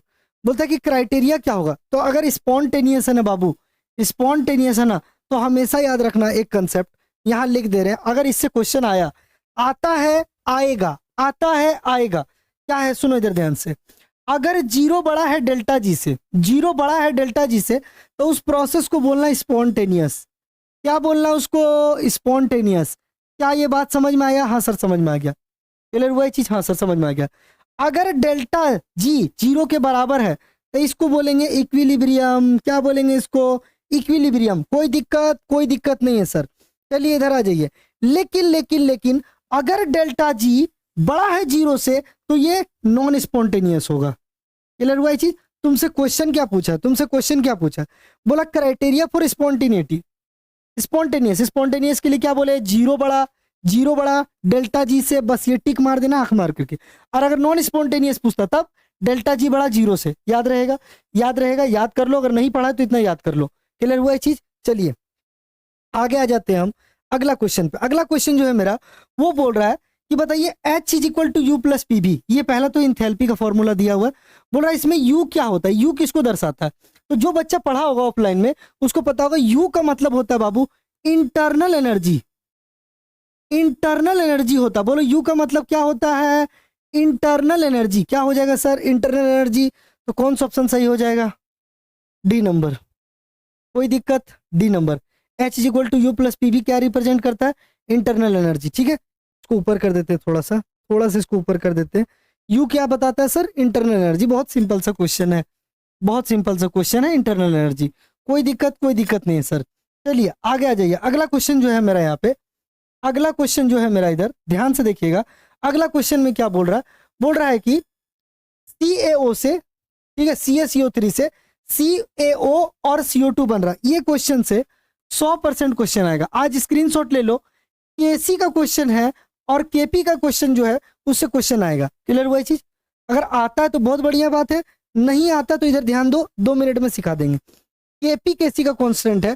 बोल रहा है एक्सप्रेशन लिखने के लिए इक्विलिब्रियम कांस्टेंट का। ठीक है, तो तुम एक बात याद रखना, कभी भी अगर केसी लिखने बोलेगा तो केसी का एक फॉर्मूला होता है concentration of product by concentration of reactant. ठीक है, ठीक है, ये चीज याद रखना। और एक कंसेप्ट यहां पे याद रखना, सॉलिड और लिक्विड के लिए हमेशा यूनिटी 1 होता है। यूनिट कितना लेंगे? 1। सॉलिड लिक्विड के लिए यूनिट कितना लेंगे? 1। बोलो क्लियर हुआ ये चीज? ठीक है, इतना बात याद रखना। ठीक है, सॉलिड लिक्विड के लिए यूनिट कितना लेंगे? सॉलिड और लिक्विड के लिए यूनिट कितना लेंगे सर? 1 लेंगे। कोई दिक्कत सर? कोई दिक्कत नहीं। इधर आ जाओ, देखो इधर सर।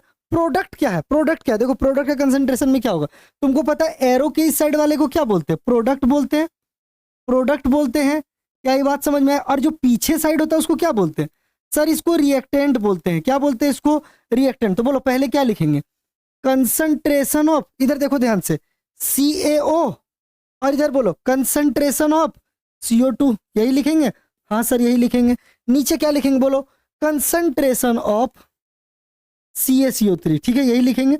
लेकिन ध्यान देना बाबू, यहाँ CaO और CO3 सॉलिड है, सॉलिड है। और सॉलिड का यूनिटी कितना होता है? 1। सॉलिड का वैल्यू कितना होता है? 1।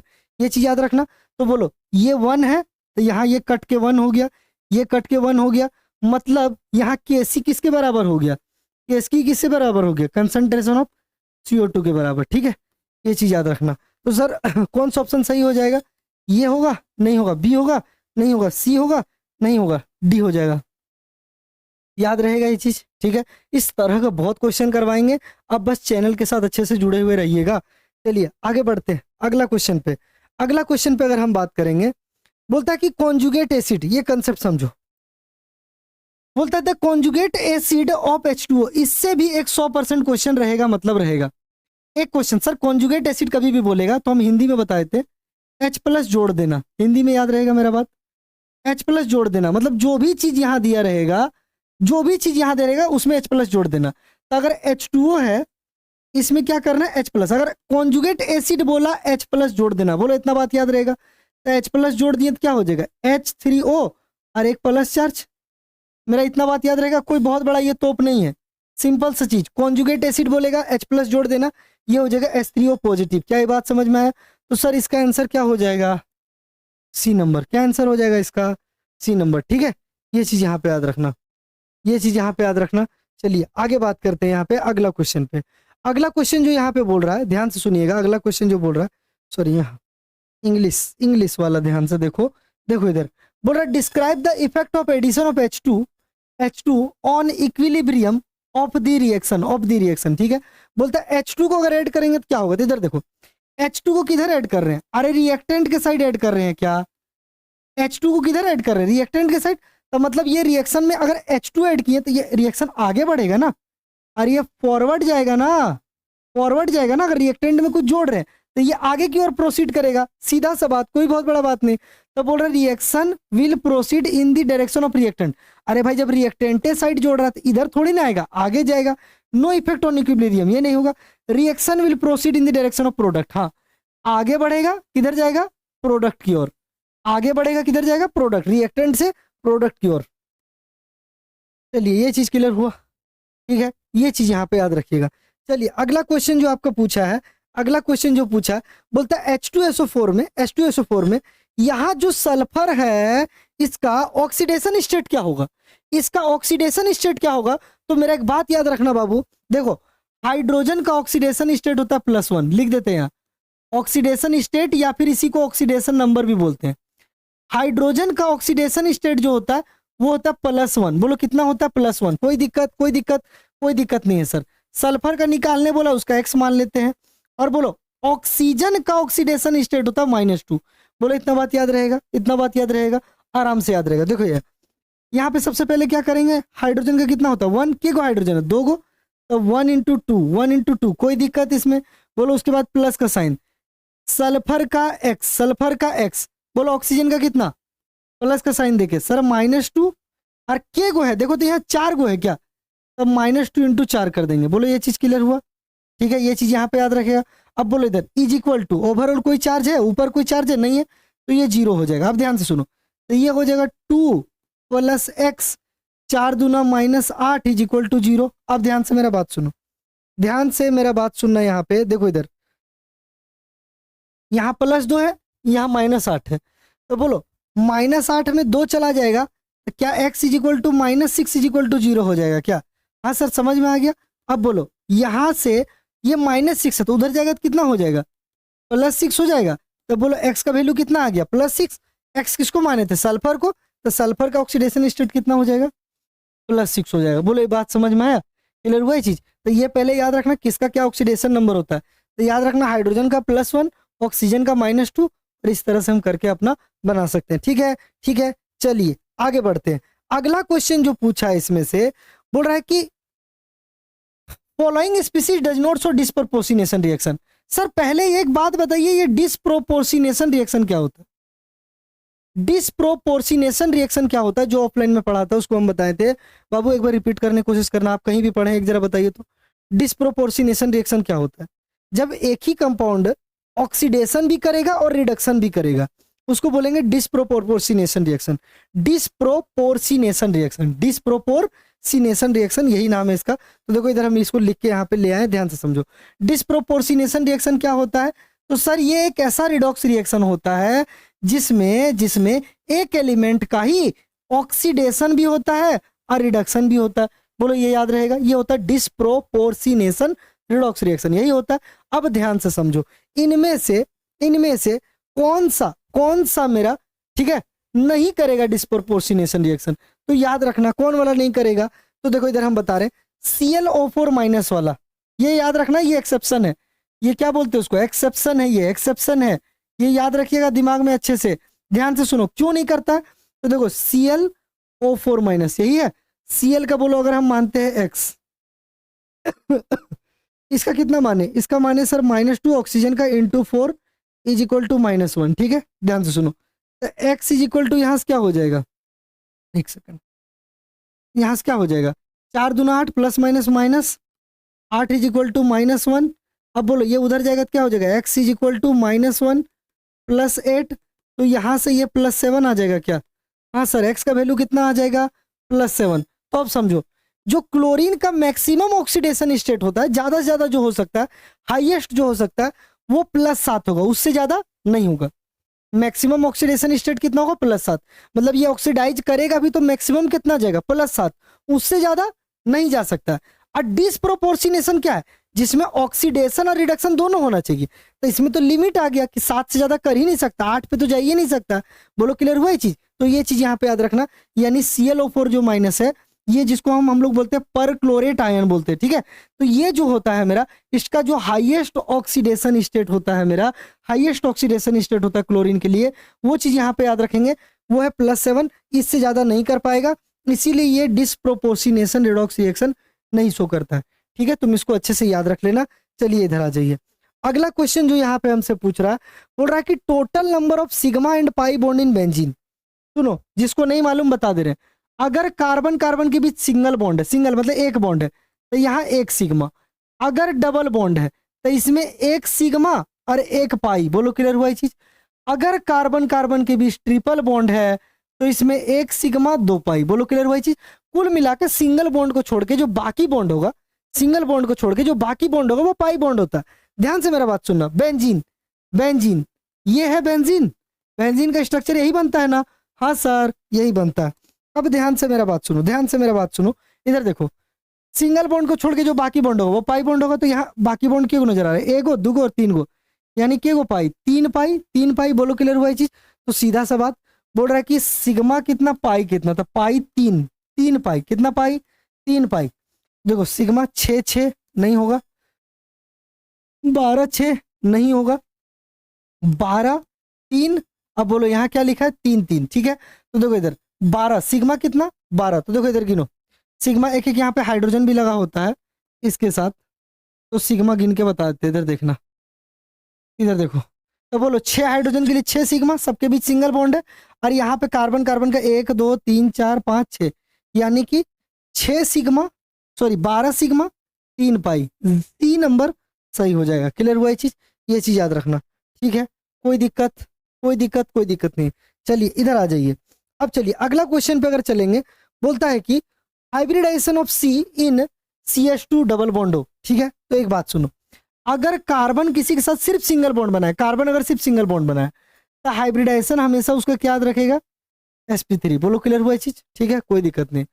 अगर कार्बन कहीं भी डबल बॉन्ड बनाता हुआ नजर आया, हाइब्रिडाइजेशन sp2, और अगर कार्बन का ट्रिपल बॉन्ड कहीं नजर आ गया, हाइब्रिडाइजेशन sp। बोलो ये चीज याद रहेगा, यही चीज याद रखना, ठीक है। बोलो क्या कार्बन यहाँ डबल बॉन्ड बना रहा है, क्या डबल बॉन्ड बना रहा है क्या, ठीक है। थोड़ा जूम कर देते हैं, इधर देखो, थोड़ा सा इसको हम जूम कर देते हैं। सर ये डबल बॉन्ड है क्या, हाँ सर डबल बॉन्ड है। और अगर डबल बॉन्ड है बाबू, मतलब सीधा सा बात याद रखेगा, क्या याद रखेगा सर, हम ये याद रखेंगे हाइब्रिडाइजेशन क्या हो जाएगा सर, sp2, sp2। क्लियर हुआ ये चीज याद रखना, ठीक है। कार्बन का हाइब्रिडाइजेशन sp2, सीधा सा बात, डबल बॉन्ड नजर आया, हाइब्रिडाइजेशन sp2, ठीक है। चलिए अगला आ जाइए। अब अगला क्वेश्चन जो आपसे पूछा है, अगला क्वेश्चन में बोल रहा है which of the following act as nucleophile. Not, not मतलब नहीं, नहीं होगा इनमें से न्यूक्लियोफाइल। अरे कौन है, तो पहले समझो न्यूक्लियोफाइल क्या होता है, न्यूक्लियोफाइल क्या होता है समझो। न्यूक्लियोफाइल जो होता है उसके ऊपर हमेशा नेगेटिव चार्ज होता है और उसको पॉजिटिव से प्यार होता है। न्यूक्लियोफाइल पे नेगेटिव चार्ज होता है, इधर लिख दे रहे, न्यूक्लियोफाइल पे नेगेटिव चार्ज होता है, नेगेटिव चार्ज होता है। बोलो ये बात याद रहेगा। या फिर दूसरा कंसेप्ट जो तुम याद रखेगा, ये याद रखना, इसके पास ना लोन पेयर होता है, लोन पेयर होता है, लोन पेयर होता है, इलेक्ट्रॉन रिच होता है, इलेक्ट्रॉन रिच होता है। जितना कंसेप्ट याद करना कर लो। क्लियर भाई चीज? नेगेटिव चार्ज होता है, लोन पेयर होता है, इलेक्ट्रॉन रिच होता है। तो सर इनमें से कौन नहीं है? तो न्यूक्लियोफाइल मतलब नेगेटिव चार्ज होना चाहिए। जरा इस ऑप्शन को देखना, यहाँ Cl+ लिखा है। अरे सर ये न्यूक्लियोफाइल नहीं है, क्योंकि न्यूक्लियोफाइल पे या तो नेगेटिव चार्ज होना चाहिए, पॉजिटिव तो होना ही नहीं चाहिए। पॉजिटिव है मतलब इलेक्ट्रोफाइल, पॉजिटिव है मतलब इलेक्ट्रोफाइल। ठीक है, ये चीज यहाँ पे याद रखना। चलिए अगला क्वेश्चन पे आते हैं। मेरा अगला क्वेश्चन बोल रहा है कि बताइए ये वाला जो है मेरा, ये वाला CH3 CH2O CH2 CH3 और CH3O, ये मेरा कैसा आइसोमर है? ये मेरा कैसा आइसोमर है? ये जो है मेरा, ये मेरा कैसा आइसोमर है? देखो यहाँ पे ये क्वेश्चन है, बोल रहा है ये जो है the type of structural isomerism found in CH3 CH2O, और ये बताइए ये दोनों कैसा आइसोमर है? तो हम तुमको एक चीज बताए थे, मेटामेरिज्म। बहुत अच्छे से एक मेरिज्म का हम वीडियो बनाया आइसोमर का, उसको देख लेना, एकदम जीरो से और बेसिक से बताएं। देखो हम क्या बोले, कंपाउंड पहला तो उसका मॉलिक्यूलर फॉर्मूला सेम होना चाहिए। मॉलिक्यूलर फॉर्मूला दोनों में क्या होना चाहिए? सेम होना चाहिए। ठीक है, लेकिन अल्काइल ग्रुप अलग अलग लगा होगा। बिसाइड मतलब किसके बगल में? तो ब्रिज फंक्शनल ग्रुप के बगल में। सर क्या है यहाँ पे ब्रिज? तो ब्रिज देखो बीच में O है, बीच में क्या है? O है। ध्यान से अगर देखेगा इस क्वेश्चन को तुम, देखो बीच में O है कि नहीं है? O है कि नहीं है?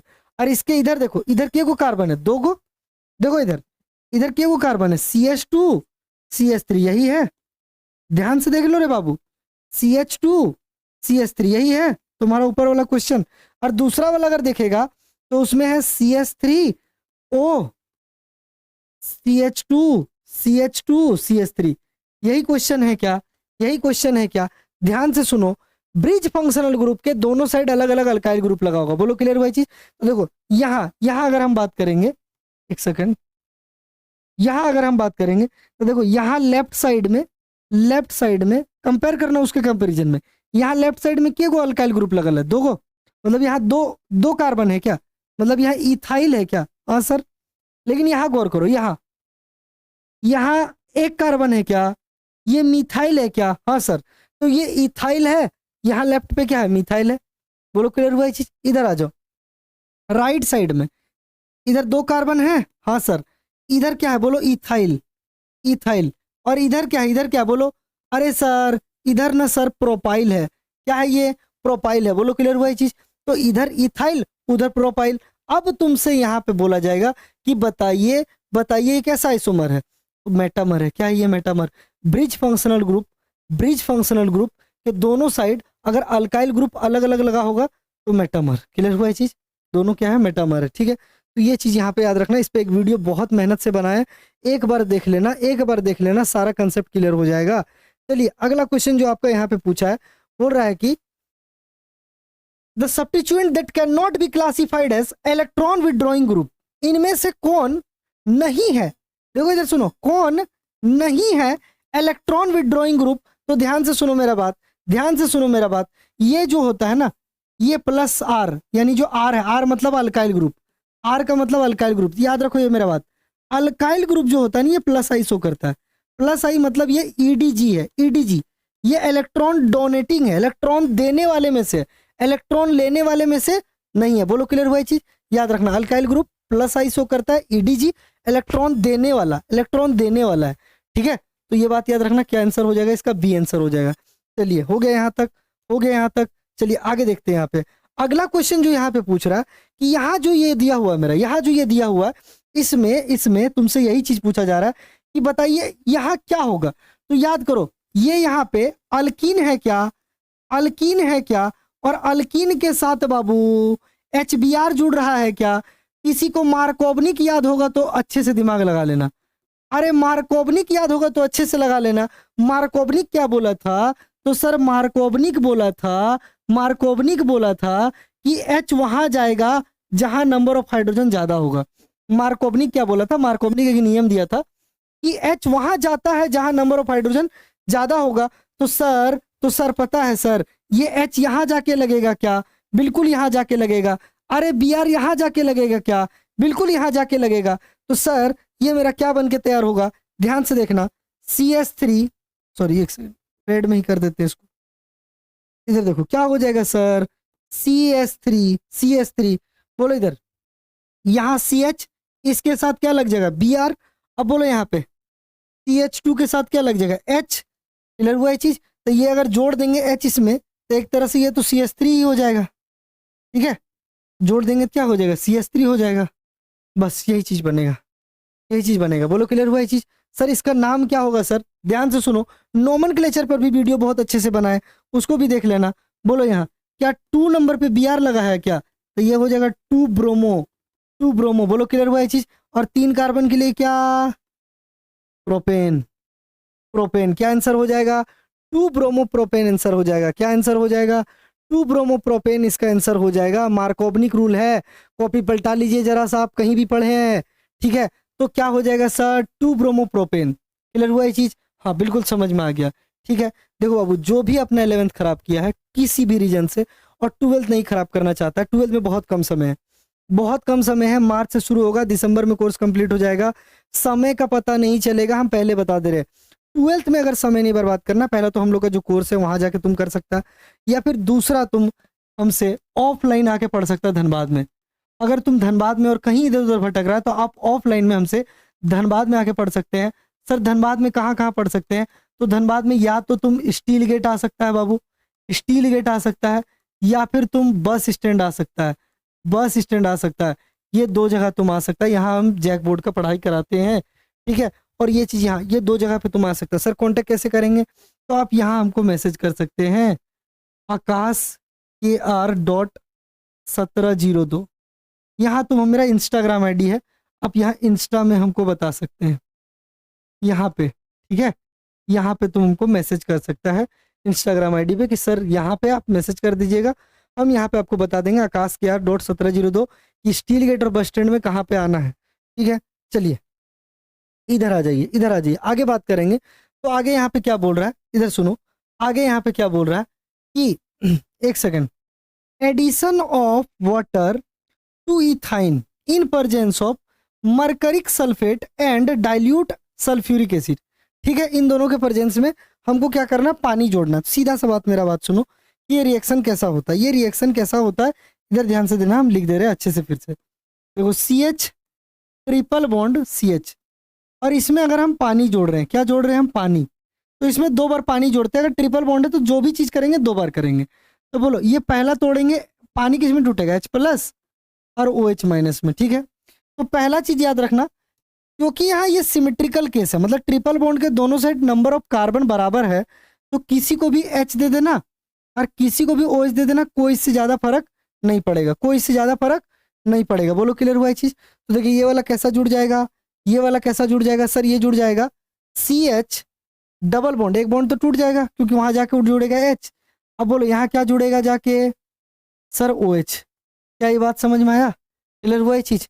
एक जगह H जोड़े, एक जगह OH जोड़े, कोई दिक्कत नहीं। अब सुनना इधर ध्यान से, अब इधर क्या करेंगे हम, अब इधर क्या करेंगे, ये H जोड़े हैं तो यहाँ CH2 कर देते हैं, ठीक है। मतलब ये जुड़ गया, H था CH2 हो गया। अब इसमें हम फिर से पानी ऐड करेंगे, क्या करेंगे हम इसमें, फिर से पानी ऐड करेंगे, फिर से। बोलो पानी तो वैसे ही टूटेगा, कैसे पानी टूटेगा, H+ और दूसरा बोलो OH-। अब यहाँ पे आता है कि सर H किसको देंगे, तो H वहां जाके जोड़ना जहां नंबर ऑफ हाइड्रोजन ज्यादा है, यहाँ जोड़ेगा। बोलो क्लियर हुआ ये चीज। और OH जहां नंबर ऑफ हाइड्रोजन कम है, यहाँ जाके जुड़ेगा। तो ये क्या बन जाएगा, देखो इधर CH3 CH OH और OH, ठीक है। ध्यान से सुनो, मतलब इस वाले कार्बन पे OH जुड़ गया और उस पे H जुड़ गया, कोई दिक्कत नहीं है सर, कोई दिक्कत नहीं है, ठीक है। ये चीज देना। अब क्या करेंगे, एक बात मेरा याद रखना, एक ट्रिक मेरा याद रखना, या एक बात नियम भी होता है, एक कार्बन पे कभी भी 2 OH नहीं रह सकता है, एक कार्बन पे कभी भी 2 OH नहीं रह सकता है। तो यहां से हम पानी बाहर कर देंगे, यहां से पानी बाहर निकल जाता है H2O। तो अगर पानी बाहर निकल गया तो ये क्या बन जाएगा, CH3CHO, CH3CHO। बोलो क्लियर हुआ ये चीज, ठीक है बाबू। तो यही चीज यहाँ पे याद रखना, ये क्या बन जाएगा, CH3CHO। क्या आंसर हो जाएगा सर इसका, CH3CHO। कैसे बनेगा, समझ में आया, बिल्कुल समझ में आ गया। चलिए आगे आ जाते हैं, बोल रहा है कि वो कौन कौन सा नेसेसरी कंडीशन है, वो कौन सा नेसेसरी कंडीशन है जो जरूरी है एरोमेटिक होने के लिए। एरोमेटिक होने के लिए सीधा सा बात है, एरोमेटिक पे कोई बहुत बड़ा सवाल नहीं पूछा जाता। बोलता कंडीशन क्या क्या जरूरी है एरोमेटिक होने के लिए, तो ध्यान से सुनो, यहाँ पे एक चीज लिख के लाए तुम लोग के लिए, की कंडीशन फॉर एरोमेटिसिटी। क्या कंडीशन होना चाहिए, याद रखना प्लेनर होना चाहिए। क्या होना चाहिए, प्लेनर, प्लेनर स्ट्रक्चर प्लेनर होना चाहिए, साइक्लिक कंजुगेशन होना चाहिए, ठीक है, हक्कल रूल को फॉलो करना चाहिए, और कंप्लीट ओवरलैप होना चाहिए पाई इलेक्ट्रॉन का। मेरा बात सुन लो, क्या बोले हम, साइक्लिक कंजुगेशन मतलब डीलोकलाइजेशन होना चाहिए पाई इलेक्ट्रॉन का, ठीक है। क्या होता है नहीं होता उतना दिमाग नहीं लगाना, ये सारा चीज डुएल में आप डिटेल में पढ़िएगा, डुएल में जब ऑर्गेनिक पढ़ेगा ये सबका जरूरत पड़ेगा, वहां पे आपको बहुत एक्सप्लेन किया जाएगा। यहाँ याद रखना प्लेनर स्ट्रक्चर, साइक्लिक कॉन्जुगेशन, ठीक है, डीलोकलाइजेशन होगा यहाँ पाई इलेक्ट्रॉन का, हक्कल रूल को फॉलो करेगा, complete overlap of P electron, P orbital. तो यहाँ पे अगर हम बात करेंगे तो पढ़ो प्लेनरिटी, ये भी सही है, कंप्लीट डीलोकलाइजेशन, देखो डीलोकलाइजेशन ऑफ पाई इलेक्ट्रॉन ये भी होगा, हक्कल रूल ये भी होगा, ऑल ऑफ दिस। क्या आंसर होगा इसका, all of this, all of this. Clear हुआ ये चीज, ये चीज याद रखना। चलो आ जाते हैं हम अपने अगले क्वेश्चन पे। जो मेरा अगला क्वेश्चन है वो क्या बोल रहा है, क्वेश्चन यहाँ पे हमको ये बोल रहा है, क्वेश्चन यहाँ पे हमको ये बोल रहा है कि बताइए क्या ये अल्काइल हैलाइड है क्या, अरे मिथाइल क्लोराइड है क्या, हाँ इसका रिएक्शन Na के साथ है रहा है क्या, किसके प्रेजेंस में, ड्राई ईथर के प्रेजेंस में, कौन सा रिएक्शन होगा, ऊर्ज रिएक्शन। याद करो ऊर्ज रिएक्शन, अल्काइल हैलाइड का रिएक्शन Na से किसके प्रेजेंस में, ड्राई ईथर के प्रेजेंस में क्या होता है, ऊर्ज रिएक्शन होता है, ऊर्ज रिएक्शन होता है। क्लियर हुआ ये चीज, तो ये चीज यहाँ पे याद रखना, ये चीज यहाँ पे याद रखना है। चलो इधर देखो 39 नंबर क्या बोला है, बोला विच of the following is not an example of, very very important, बहुत ही ज्यादा इंपॉर्टेंट है ये। बोला कौन सा इसमें से, कौन सा इसमें से नहीं नहीं है एग्जाम्पल इलेक्ट्रॉन डिस्प्लेसमेंट इफेक्ट का, कौन नहीं है, कौन नहीं है। तो पहले एक चीज देख लो तुम, याद रखो इलेक्ट्रॉन डिस्प्लेसमेंट इफेक्ट दो तरह का होता है, एक होता है परमानेंट, दूसरा होता है टेम्पोररी। कौन कौन होता है पहले वो देख लो, इंडक्टिव होता है, रेजोनेंस होता है, हाइपर कंजुगेशन होता है, इलेक्ट्रोमेरिक होता है, ये सारा होता है, ये सारा होता है।